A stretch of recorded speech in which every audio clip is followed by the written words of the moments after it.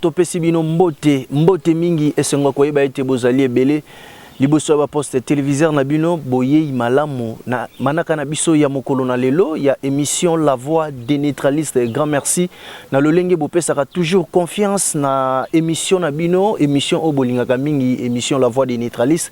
Merci na confiance o bopesaka biso toujours ya komemela bino ba sango ya politique ya République démocratique du Congo. Mbote mingi ba papa ba mama esengo koyeba ete bozali ebele liboso ba poste téléviseur na bino pona kolanda émission La Voix des neutralistes. Tozali bongo mercredi 16 octobre 2024 na kati ya siège national ya Front de Libération Nationale du Congo. Ndenge tolobaka kaka toyaka pona ba investigation pe to tambolaka pona koluka information politique ya ba parti politique pe lokola ya FLNC pe ya République démocratique du Congo. Yango nde tindi biso lelo toya awa na kati ya Front de Libération Nationale du Congo pe kokuta na bongo na mwana mboka Pitié Mukachung Ouazali opérateur politique pe acteur politique na kati ya République démocratique du Congo pe cadre na kati ya Front de Libération Nationale du Congo. Tokobetani masolo na o etali vraiment politique ya mboka na biso. Tokolobela mingi o etali révision ya constitution pe tokolobela parcours na ye, parcours politique na ye ko banda ndenge asadira na parti politique ya FLNC abandaki wapi pe po akoma lelo awa na kati ya FLNC. Tozali bongo ensemble na équipe ezali équipe technique au bazali ko accompagner na mokona lelo équipe ezali au grand complet. Tokopesa grand merci na Moussa Beya Ouazali le grand réalisateur Ouazali ko sala ke pour que biso tokoma bongo na kati ya banda kuna bino. Tokopesa bongo grand merci encore na ndeko Kadanga Jérémy Ouazali bongo na sima ya caméra Ouazali ko accompagner ndeko Moussa Beya. Tokopesa grand merci na Dorcas Mukenzi Ouazali ko accompagner biso et surtout emplacement où ya pesi biso na protocole où yazali na musala où yazali nango. Grand merci na Freddy Mayala Ouazali ko assister biso na nzela ya YouTube. Grand merci na bino nyonso bozali kolanda biso partout dans le monde,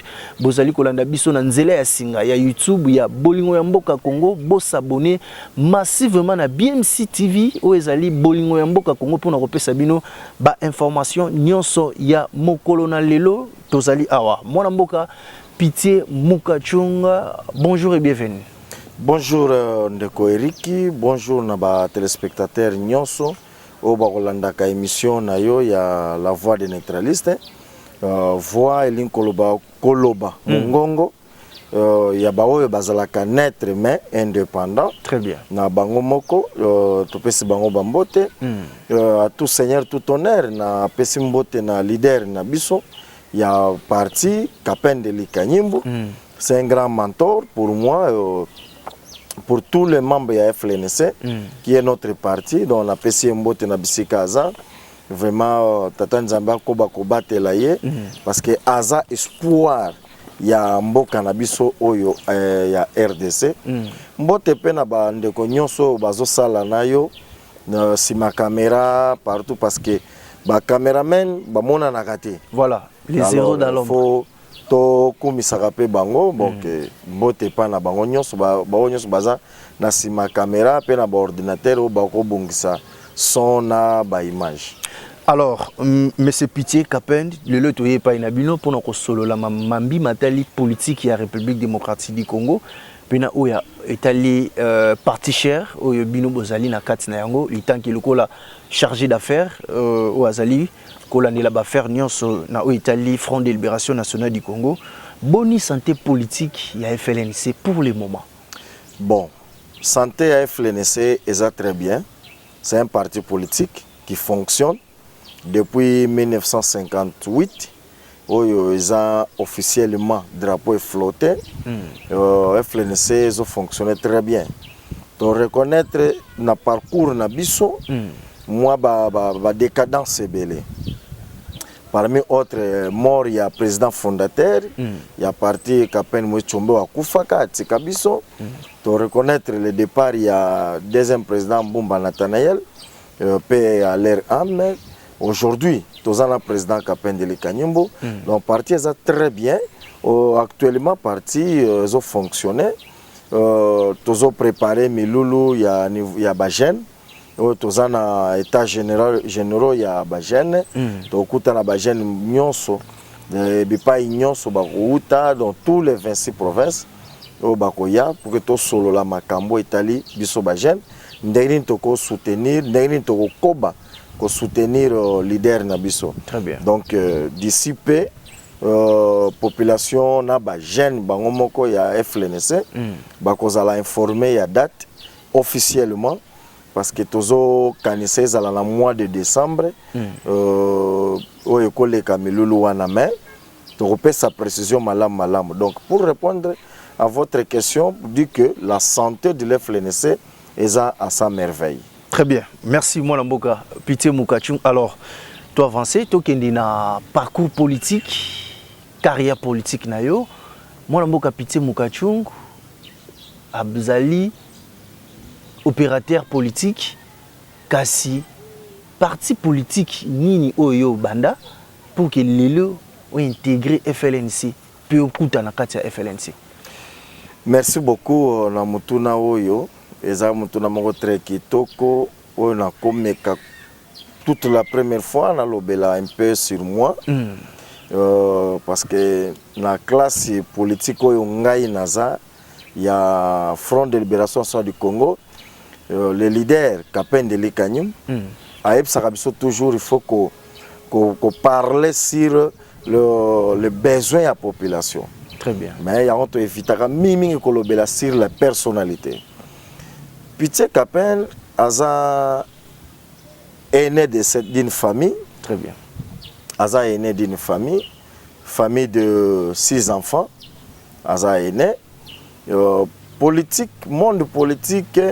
Na botami na kati ya ndako oyo politique ezolambama.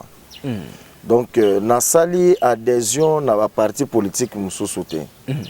Na bandi na FLNC, nazokola na FLNC, na bali na kati ya FLNC, nazobota pe kaka na kati ya FLNC. Lolenge moko tata o aboti ngai ndenge yepe tata na ye koko nanga amemaki ye abotami pe na politique na ndako ya politique akolaki pe na politique aboti biso pe ka na politique et biso pe tozolanda même chemin na botami na kati ya parti Front de Libération Nationale du Congo déjà en bas âge na zalaki déjà ko fonctionner comme un protocole. Tango bakonzi ba mikolo ba parents ba osala réunion ngai nazawana pona ko natinda maka kende somba boye kende baluka boye zonga comme un boye. pionnier. Donc comme un pionnier. Très bien. Mais j'ai travaillé plus comme un protocole. Pas dans le sens de pionnier mais le sens de protocole. Alors à un certain moment tango to koli nde ba yeko confier ngai première fonction ba confier ngai na kati ya FLNC. Ezalaki chargé à logistique. Très bien. Déjà en bas âge, Pessingaï na Kamba, Kolia, il y a parti Mobimba. Parce que parti à l'époque, je précise, na téléspectateurs Nabiso, parti est outil na exil, à cet temps-là, on a na exil. Le parti fit un mouvement en Angola. Très bien. Le parti fit un mouvement politico-militaire. Très bien. Donc tout le monde était militaire. Tout le monde était politicien. Pitié Kapen, il était donc c'était un parcours yo to spermantaki na moi tango molai pe. Très bien. Moi tango molai ezanango ya une année 2 ans te mais moi tango molai to kambaki ne nota koloba la logistique. Après logistique na longwe na ke na ba fonction mususu oyo la discrétion m'oblige de ne pas les citer. Tolongwe na ba moi ba expérience wana na bayeko pesa ngai chargé ya sécurité na organisation ya jeunesse. Très bien. Ba jeune na kati ya parti, c'est moi qui avait assumé fonction à jeunesse, c'était de 98 jusqu'à 2000. Après la 2000 de 98 jusqu'à 2006. En 2007, nazui charge ya président, ya direction, ya pionnier. Très bien. Na kati ya ministère, ya jeunesse toujours, ya parti na biso.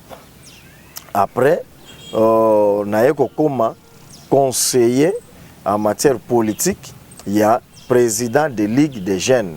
Et pas na biso na système na biso tokobengaka ministère général. Très bien. Donc pour na kati ya ministère ya jeunesse nde place biso na système na biso ya neutralisme indépendant toko épuisaka ba oyo baza ba ministre ba jiraka mboka na kati ya système na kati ya ministère ya jeunesse nde place to bimisaka ba agent sécurité toko so. C'est pourquoi tu as un ministère général. Naza na eko assumé comme conseiller. En 2011, na lisanga ba parents, soit ba cadre du parti, ba eko choisir ngai na eko comme président national à l'intérim du parti. Très bien. Pour wana président national azalaki na mwa kokoso.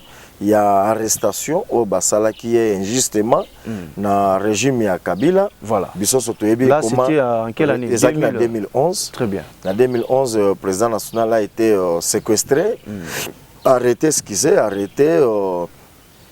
De 2011, Mikolo na parti ko choisir nga na sala intérim comme président national. Na sala qui yango jusqu'en 2015, de 2011 à 2015.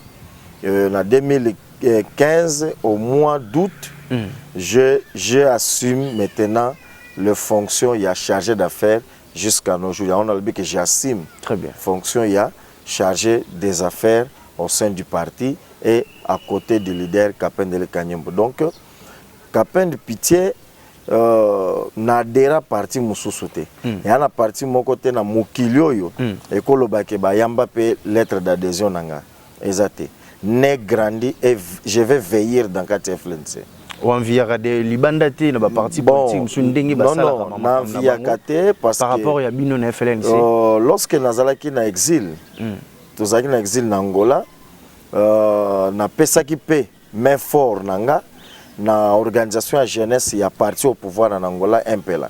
Très bien. Donc j'avais vraiment donné main fort pour tomboli jeunesse wana MPLA. Ancien yebi, témoin pe baza. To sali moi mingi na kati ya parti wana mais la moni ko sala na parti muso ezala le tomba. Est-ce que phénomène koluna et ko silisa l'état mayele? Voilà. Eza passé. Parce que phénomène wana kuluna na niveau ya Angola pe to yokango to monaka ezala pe net kombo kuluna c'est un mot qui dérive na portugais et outi na langue portugaise kuluna donc lingo ba caravane et soko tali ba bandi wana ba petit bandi wana batambulaka na mulongo donc ba copier oyo utaki na niveau ya Angola soki to pesa ki moi expertise wana na niveau Angola ici là qui pourquoi pas wape na Congo toko pesa expertise wana te. Très bien. En condition que baya ko solliciter biso parce que na école politique oyo mwana mboka Kapendele Kanyembo aza leader akotangisa biso na politique soki ba bengi yote ko kende te. Très bien. Donc ezana nzembo moko na yokaka ya Werason l'un des grands musiciens congolais que j'aime beaucoup. Je le salue en passant. Très bien. Na seplami na banzembo na ye bana ko consolenga mingi ta na zaki na exil. Aloba soki nanu ba bengi yote ko welela ko ndima présenter. Donc na politique Kapendele Kanyembo nous dit si on ne t'appelle pas, il ne faut pas y aller.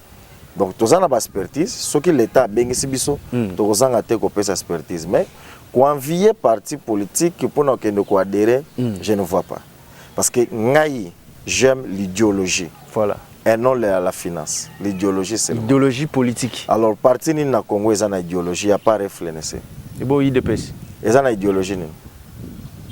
IDPS, ils ont une idéologie, mon côté. PPRD. Il peut perdre tantôt capitaliste, tantôt communiste. MLC. Tout le monde qui peut perdre, il a des chinois. Oh non, ils ont le communisme. Tout le monde est à ta place, il y a tout le monde est à côté. MLC, Mouvement de libération du Congo. Quelle idéologie? Il n'y a rien. Voilà. Mon amour Pitié Moukachung azana makoki a envier ba parti politique qui me soutient. Kasi comment na idéologie ou ezana kati FLNC pourquoi bokoki ko pesa yango à lire me soutient pour que bato misusu baya vers bino pour nous rejoindre idéologie politique au bino bozanango oyo koleli na kati ya FLNC.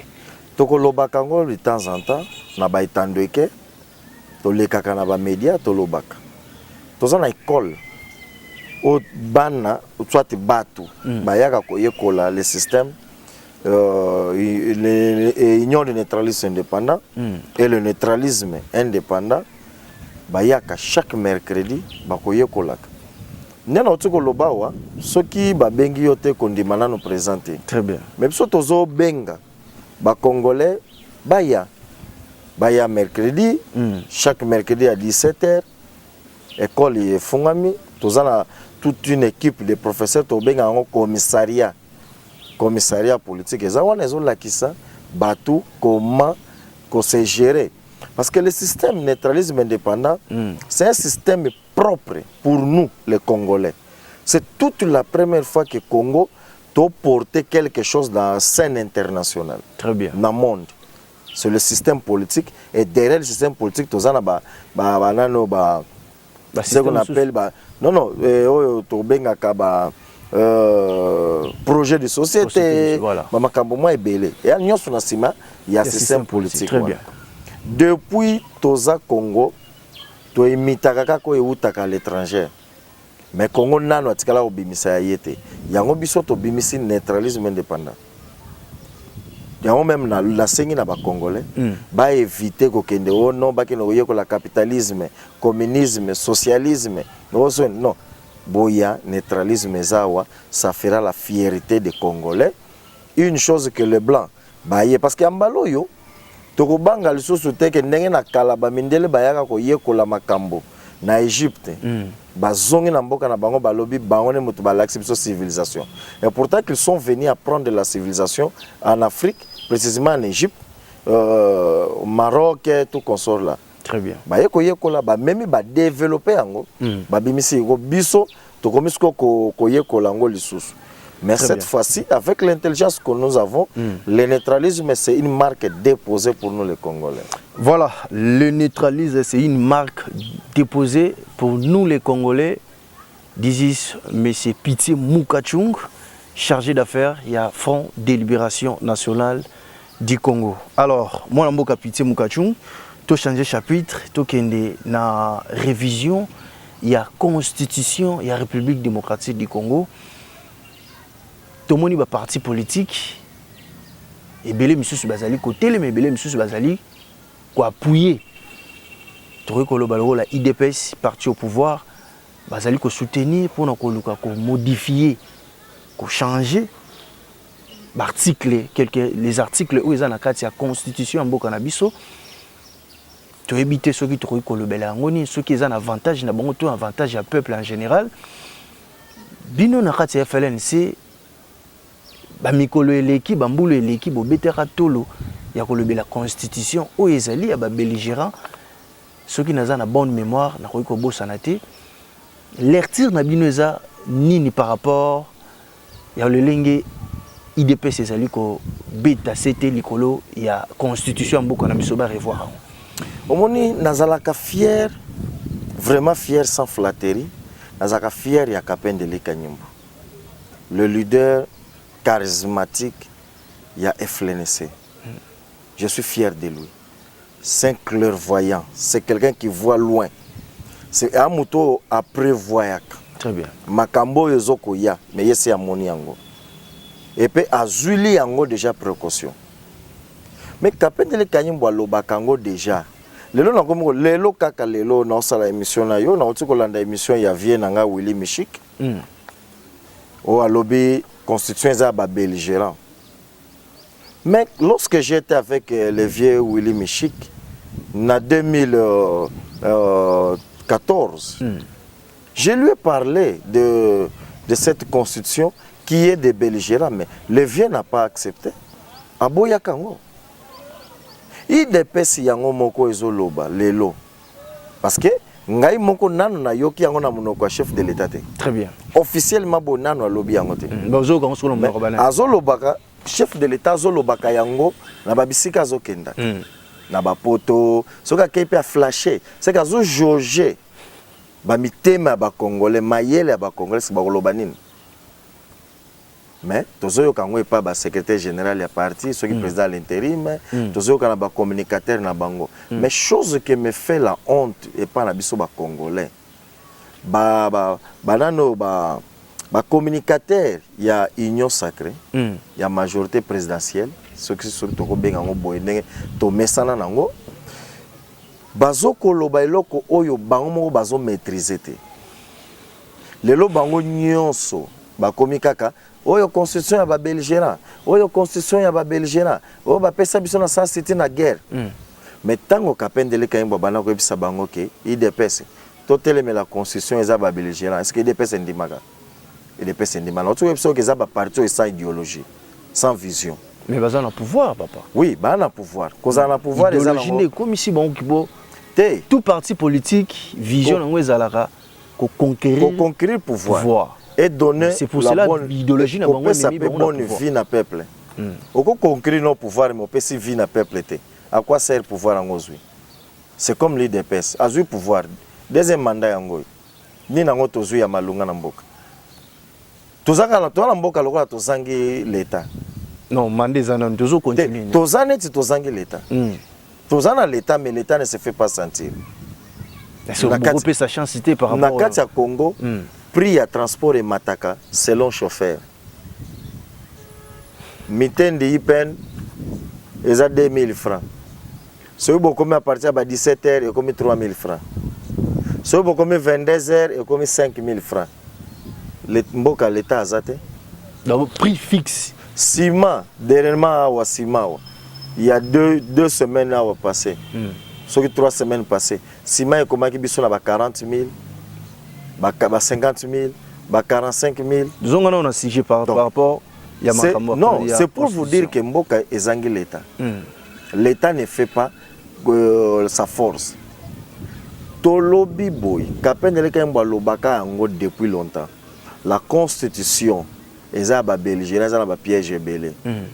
Tellement bana ko boya. Parce Tolobi bravo, n'imba rejoindre biso. À l'époque, ba traité rabino banane. Bon, ba traité biso ba revers. C'est tout le monde, presque tout le monde. Oyo baza lelo ba okolia na parlement. O ba okolia na palais de la nation. O ba okolia na primature. O ba okolia na ba ministère. Ils nous ont traités de revers. Mais lelo ba rejoindre de revers na mbeto. Ba lobito la constitution wana. Nga uto na lobby c'est bien. Voilà. To tande pe mbeto ngoto yesi ngo susu munene. Parce que to la biza bien bisonyos. Constitution moi namboka ndeko Eriki, constitution congolaise eza malamu te. Constitution congolaise eza na problème. Constitution congolaise eza lokola mwasi ya zemi na mbeto ya hôpital la maternité ma oko bota te. Mais aza na zemi mais azo bota te. Mais ole la ka passe. Ole la ka passe. Ba minganga ba pesi bakisi mais moi na oko bima te. Ndenge eza constitution na biso. Constitution oyo eza na ba piège ebele. Constitution eza lokola prématuré, eza prématuré. Ba bimisela biso donc na 2005 tango bazo sala makambo bango à Sans City nde ba se précipitaki ko bimisa constitution. Bana mboka lokola ba Jean-Pierre Mbemba tellement bazalaki pressé ya ko briguer ba mandat na bango na diriger Congo, bazwaki tenter ya kotala constitution wana. Eza nango ba piège eza ebele. Kasi komona ba mbuleleki n'époque ya mandat ya Kabila alingaki ameka ko toucher constitution le même IDPS a telemelaka makambo yango ya ko revoir constitution ti ba bimisaka terme ya français ba lobby ne touchez pas ma constitution. Lelo bango yoyo bakomi ko luka ko toucher constitution. Bino FLNC laissons-nous beaucoup pesa bango par rapport ya IDPS ana idéologie te. Ya makambo constitution. IDPS eza parti politique ezangi idéologie, ezangi vision politique. IDPS ana vision te. IDPS eza kwa mwana uti mwana ya école primaire uti na ndako. Akene na classe ayebite professeur ko laksanine. Esoki abimine na école, azongine na ndako, mbamo pe azupi manzanza chene na quartier na lupango na bane ko sakana. Soko tu as étudié quoi? On a étudié la maths. Tu as dit la maths. Qu'est-ce que le professeur a dit? Non, on a dit 1 plus 1 égale à 2. C'est fini. Ce qu'on a évité que 1 plus 1 égale à 2, lobby c'est quoi porter une à éviter. C'est comme l'IDPS. L'IDPS c'est une vision politique. L'IDPS c'est le caca. Ce qu'on a l'IDPS, vision à bango nyon c'est la primature. Depuis que l'IDPS était l'IDPS, on a au la primature. Oh. Projet de société à l'IDPS c'est la primature. C'est la présidence. C'est pourquoi beaucoup de temps bakokoso. Donc bango ba reva ka primature. Mais par grâce, il y a la présidence.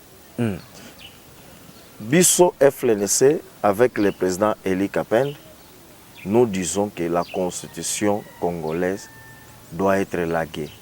Il faut vendre les intellectuels congolais de toutes les classes, des pasteurs, des chefs coutumiers, des politiciens, des juristes, constitutionnalistes, les militaires, les policiers, société civile, voilà. Tu vends une délégation, tu salis une constitution républicaine.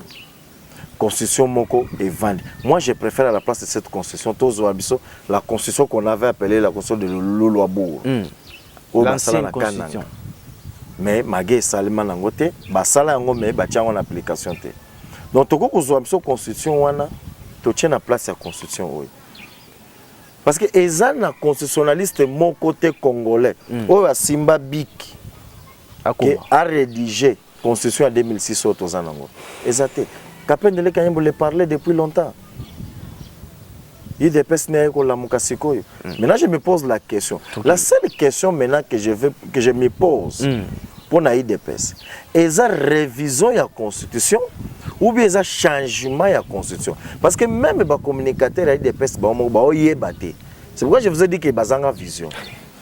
Au lieu de lobby révision, lobby non changement. Les communicateurs de l'IDPS entre eux, c'est compliqué même. Dans le tourbillon. Quand on a 4 union sacrée, quand on a 4 IDPS, il y a une révision, il y a un changement, il y a une constitution. Si c'est révisé, c'est pour quel bénéfice?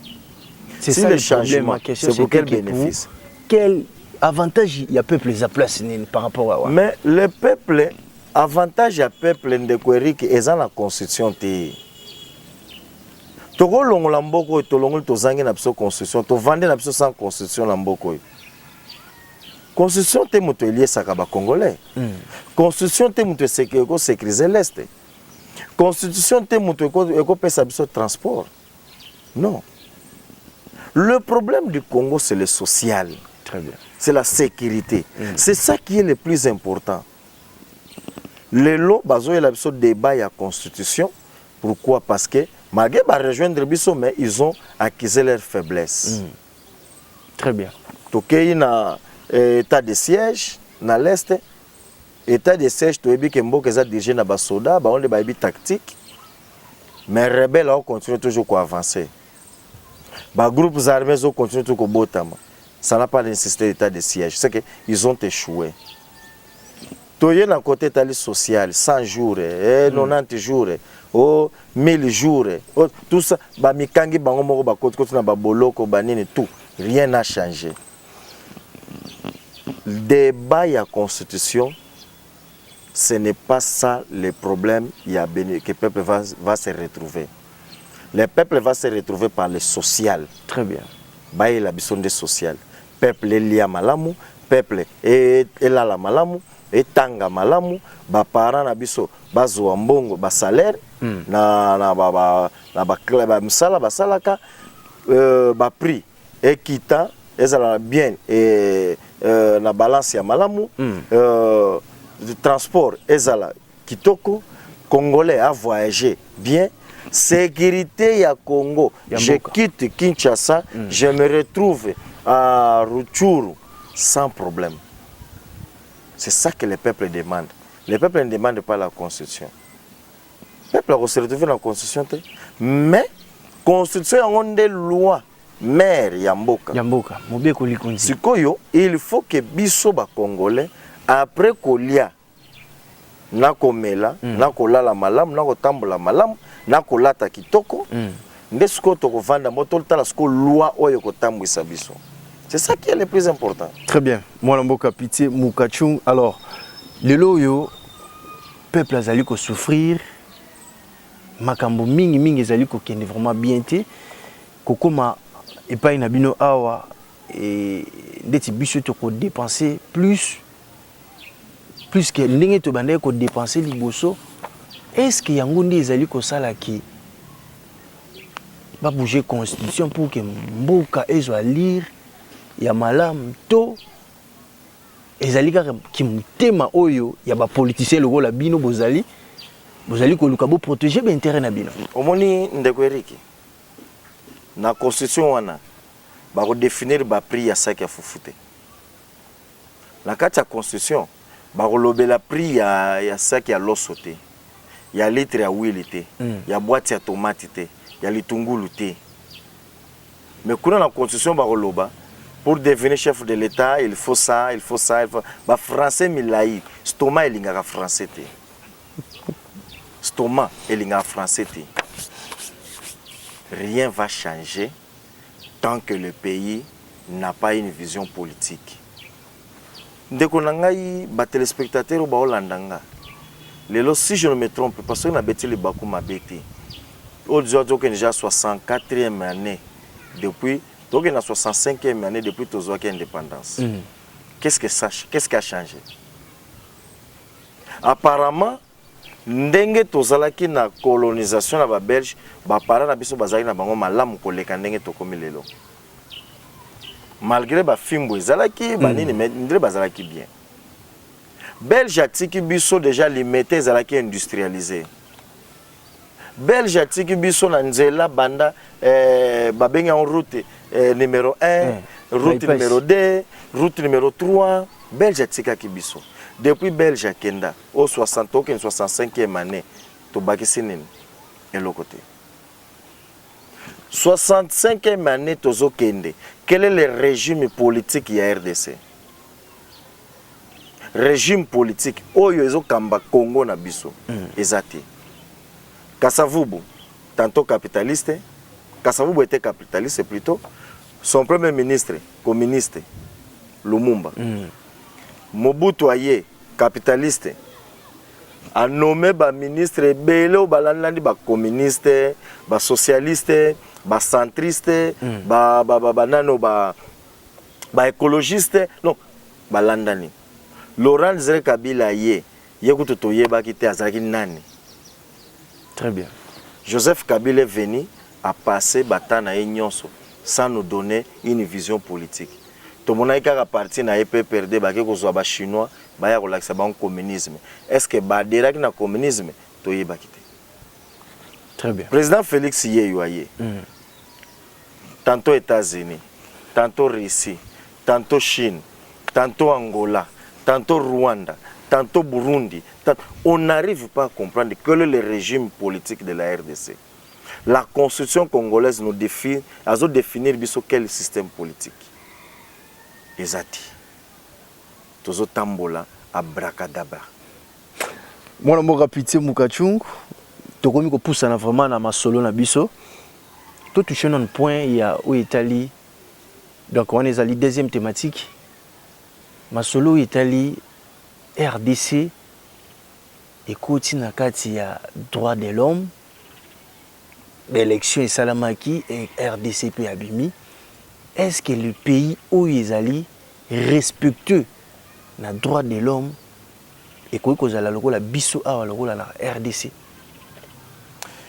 Bon, République démocratique du Congo, tu se retrouver dans l'Organisation internationale des droits de l'homme.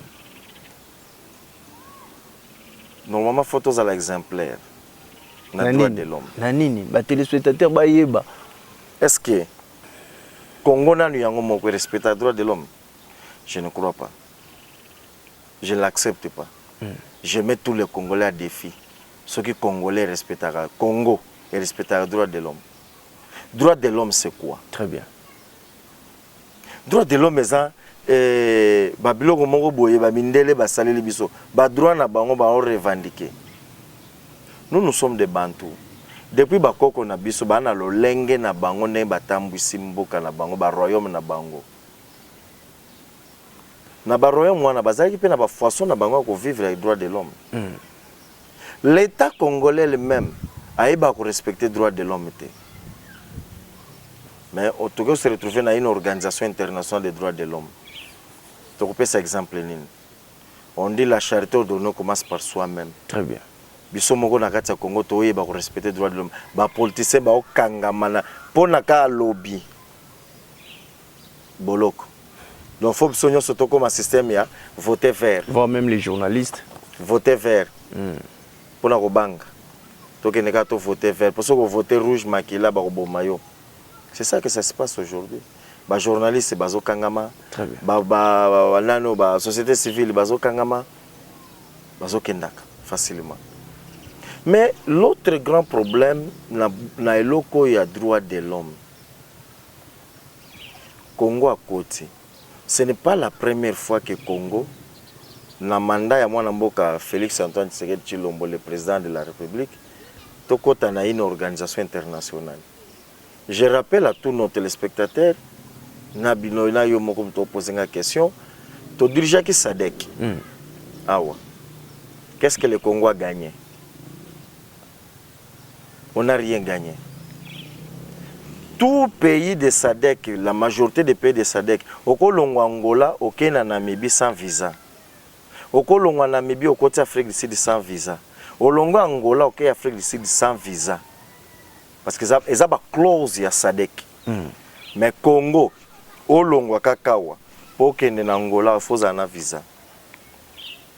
Pour Angola, soit au Braza, au côté Congo, il faut un visa. C'est que même SADC ne nous considère pas. Il y a le moins sérieux dans le Congo. Non, rien n'est sérieux au Congo. Est-ce que le Congo est allé mériter que la organisation moi, Namboka Félix a dirigé l'Union africaine, non? Voilà. Qu'est-ce qu'on a apporté dans l'Union africaine? Tu as apporté Nini? On n'a rien apporté. En dirigeant l'Union africaine, qu'est-ce qu'on a bénéficié? Mais maintenant, dans la l'organisation des droits de l'homme, qu'est-ce qu'on va bénéficier? On ne va rien bénéficier. Qu'est-ce qu'on peut retenir par rapport à la réponse aux alliés ça? Est-ce que le Congo est allé mériter que cette organisation et les droits de l'homme? On ne peut pas se faire vouloir à l'extérieur sans organiser l'intérieur. C'est l'intérieur. Il y a des ont projeté l'extérieur. Tant qu'il n'y a pas de sérieux au Congo, les Congolais commis au secrétariat général des Nations Unies, on ne va rien faire.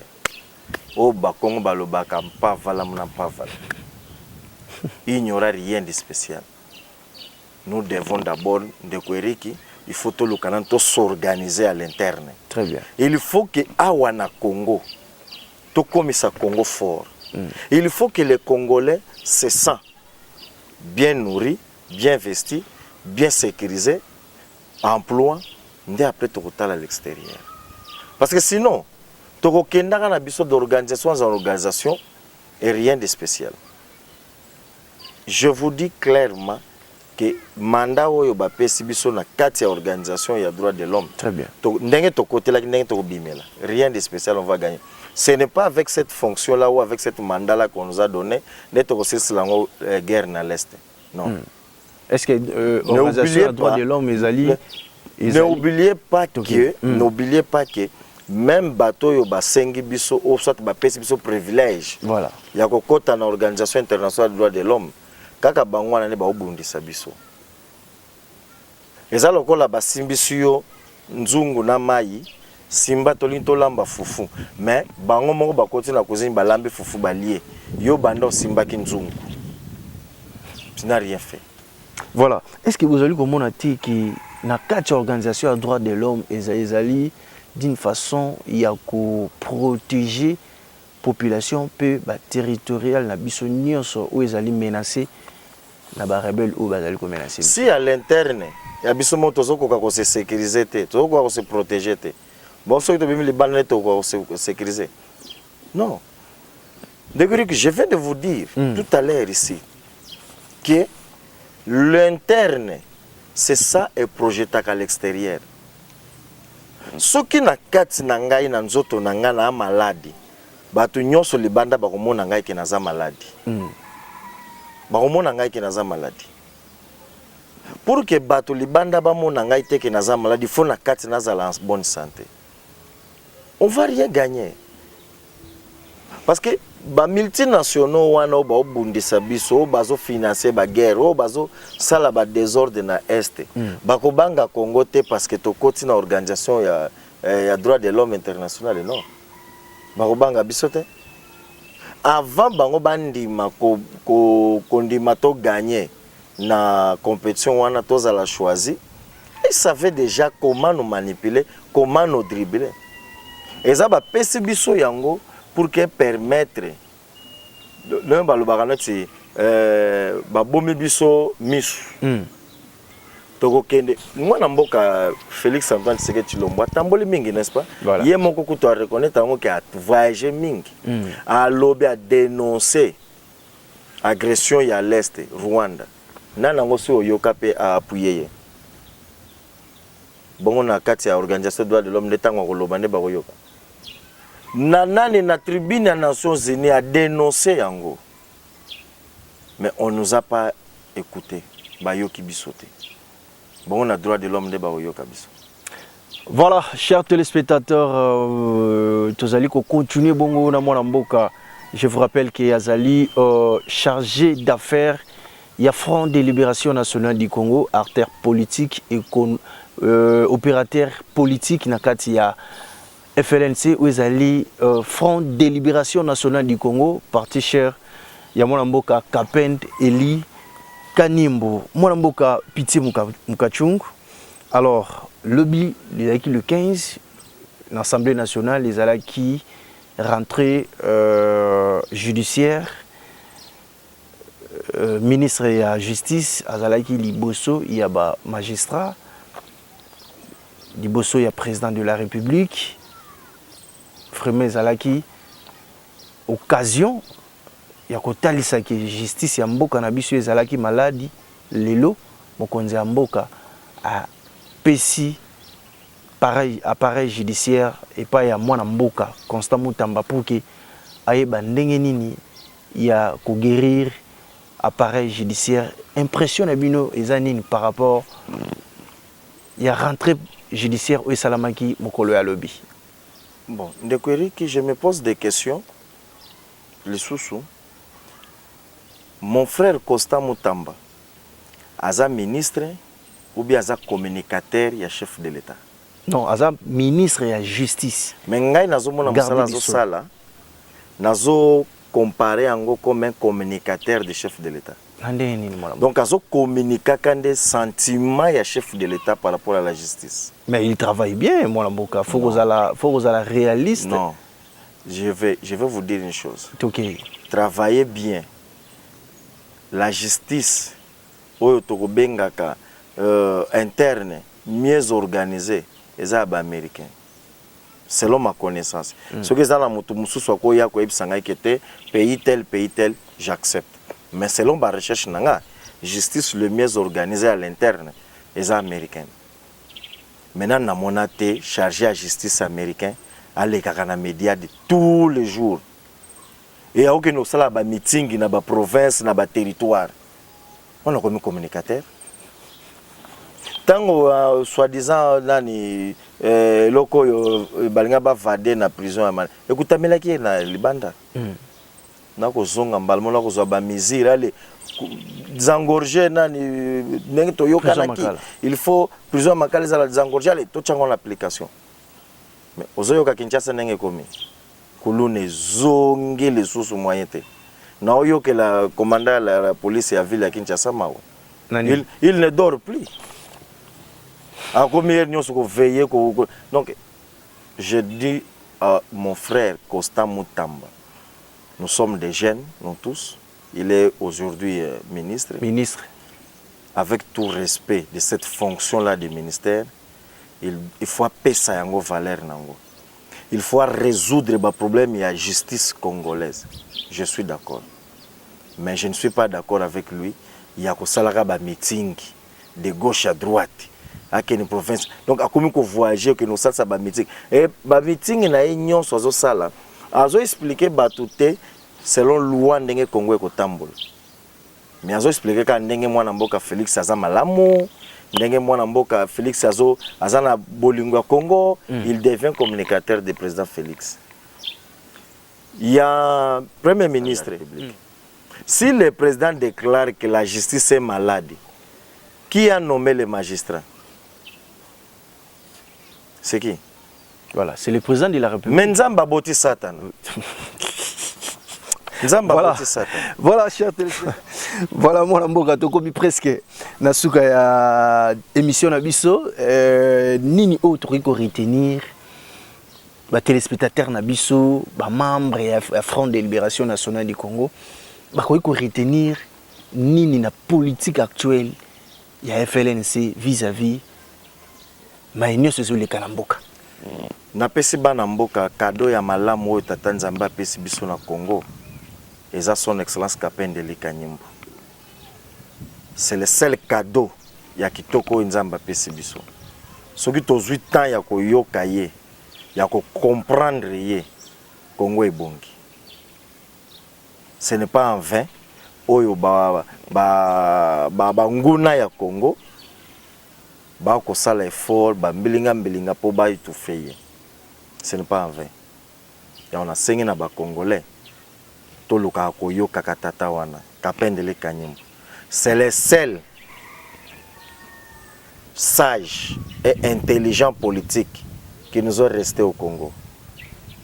Après lui, tout ce qu'il y a professeur. Ndenge science et lobby, dans le tombeau des savants, est né le professeur. Congo est le monde des assos n'a pas savanté. Tout ce qu'il y a professeur. Platon avait dit, Socrate a dit, Aristote a dit, Jean-Jacques a dit, Max Weber a dit. Donc, bawana nde ba savant. Parce que ba professeur nous dans la banque ba université, ba comment copier oyo ba savant baloba. Mais au Congo, nous avons qu'un seul savant qui est resté au Atikale po Astilisagnon sur ces Kapendeli Kanyimbu. C'est pourquoi j'appelle les Congolais, surtout ba jeunes Congolais. Botika kolanda mosolo, bozote kamboka. Lelo bozolizwa mosolo na ba parti wana ezopesa bino bambongo. Osomba jean, osomba pantalon, osomba veste. Mais lobi tango kokoma papa ndoko yeba ke mboka eza kokufa. Et la moment wana est comme déjà trop tard. Ya on a bengi ba jeune boya et paya le doyen de village Kapendeli Kanyimbu pour que toyeba comment to organiser mboka nakala. Voilà, chers téléspectateurs, nous sommes arrivés à la fin de cet numéro de l'émission La Voix des Neutralistes. Merci Nabino Nyonso Bozala qui est belé liboso ba poste téléviseur Nabino pour na kolanda biso ba etopé sarabino basango totondi bino botondi mingi kimi ya kolonza mbe umela seko na mabota Nabino.